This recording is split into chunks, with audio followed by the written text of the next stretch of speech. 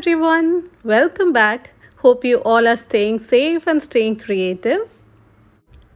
The first task of the past week was photographing and documenting few of the pending works from the previous collection.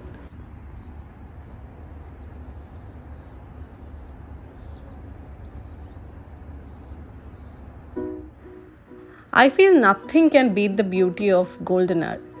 So I tried to take my artworks outside or upstairs to get the perfect picture or videos during this time.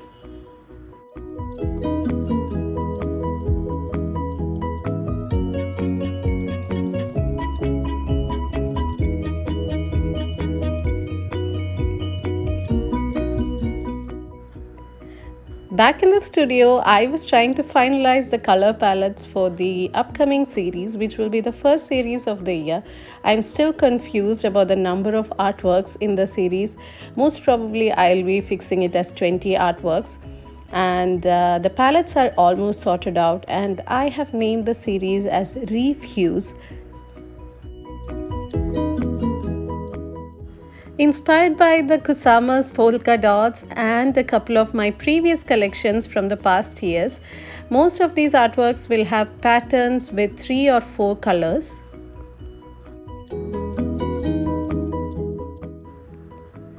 So the second work of this series is almost complete. Now I'm adding the touches of gold which will go as the borders of each of these patterns.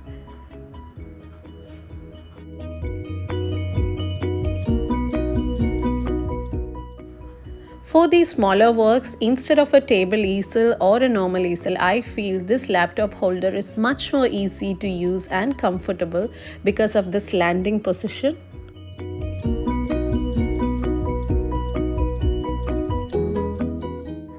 This phase of creating artwork is really calming and therapeutic for me, so I tend to make my workplace as cozy as possible to enjoy this process. As you can notice, each of these polka dots had been hand cut from discarded plastic bottles and other plastic takeaway boxes. These are individually hand dyed and then assembled onto a stretched canvas.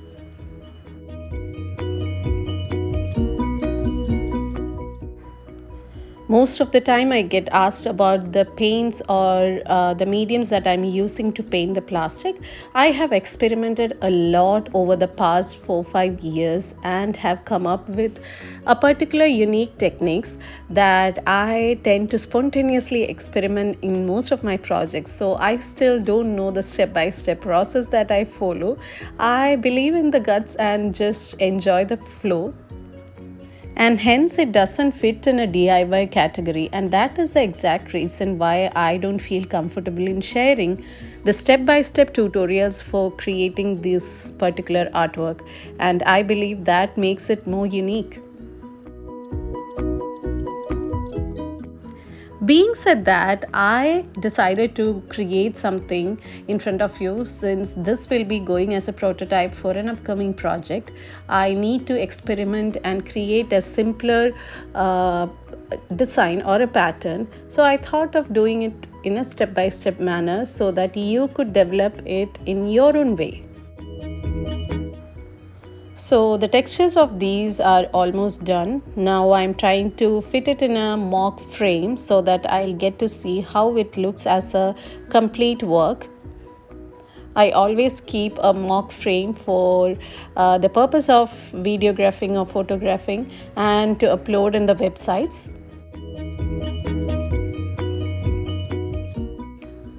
I'm really excited about the color palettes of this collection, and I'm so happy how it's looking in the white box frame.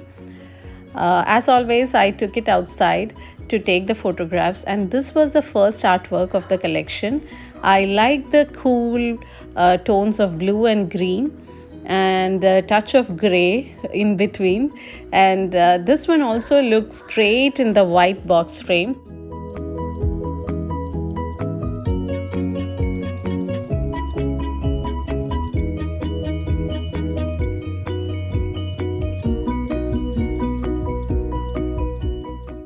As promised, now let me take you through the process of weaving or creating a fish using the discarded or used plastic from the milk jar. So obviously the first step is to cut down the milk jar into different portions, and for this project I will be using the portion which has the plain surface.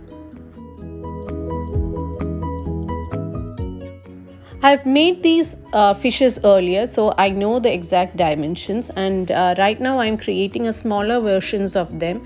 So for that particular dimension I need smaller strips of almost 1 centimeter thickness and 19 to 20 centimeter length.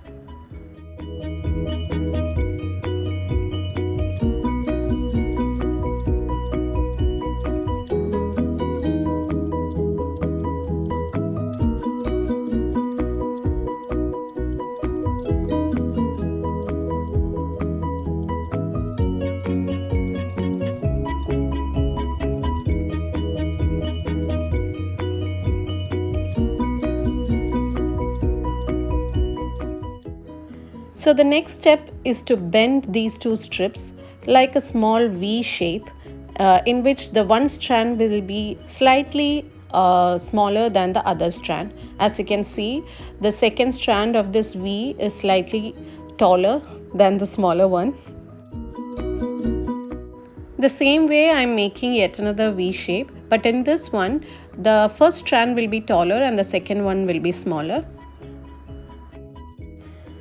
Basically, we are trying to weave and create a basic square pattern using these two strands. I tried taking multiple voiceovers for these step-by-step process, but I thought ultimately it will be much better for you to sit back and enjoy this process.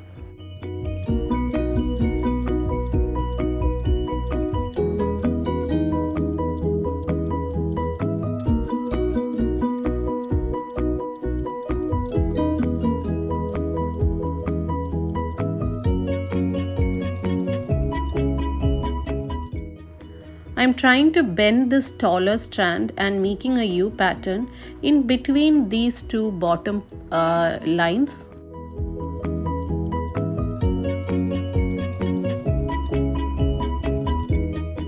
As you can see, there is a U shape in between, or a loop, through which I can insert or bend this taller strand from the bottom line.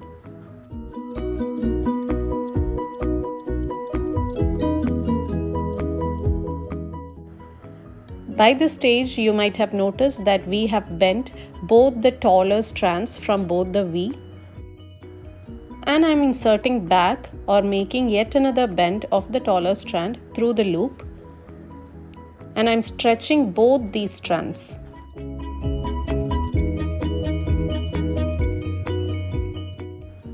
This pattern is from my childhood memory, where I've seen my mother using it with using plastic wire and even paper. So since this material is slightly harder, it might be difficult during the initial stage to bend the plastic, but as you go, you will get the knack of it. So the next step is to turn over this square, and we can see only one strand is left loose. So in order to lock that one also, we are inserting it into the loop that is just in front of it and stretching the strand. If you're finding it hard to stretch it using your fingers, you can use any other tool. If you have a plier, it will be much better.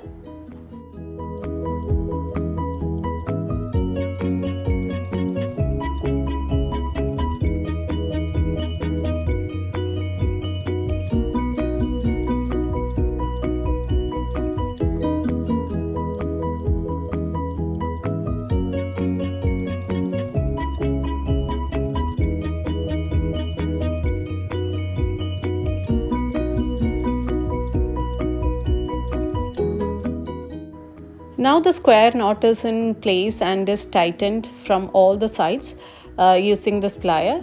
I will try to create some pattern on the fins or the tail using the scissors.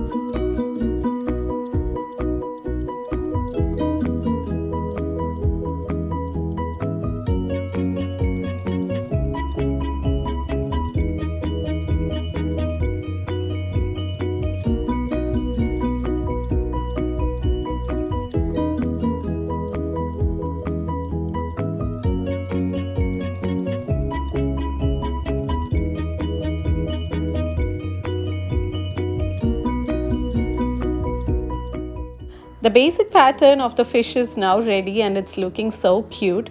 You can now develop on this pattern or this design to create artworks of your own choice. I've created fishes of various fins and sizes which I need to show as prototype for the client, and I'll be adding some more details as well.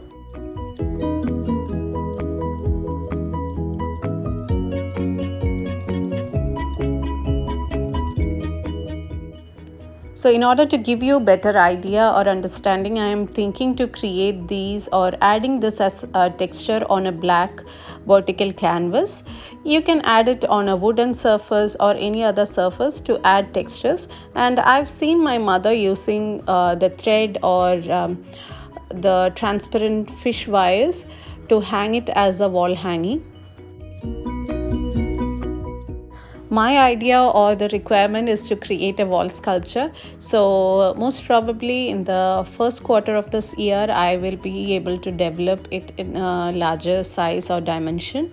So hope you all enjoyed watching this little process. And also I really hope you will be able to develop this in your own creative ways. I look forward to see some interesting artworks from you too. Don't hesitate to share your works through Instagram and message me on Instagram. If you enjoyed this DIY, do consider sharing it with your creative friends. Also, don't forget to subscribe this channel. See you again soon. Bye.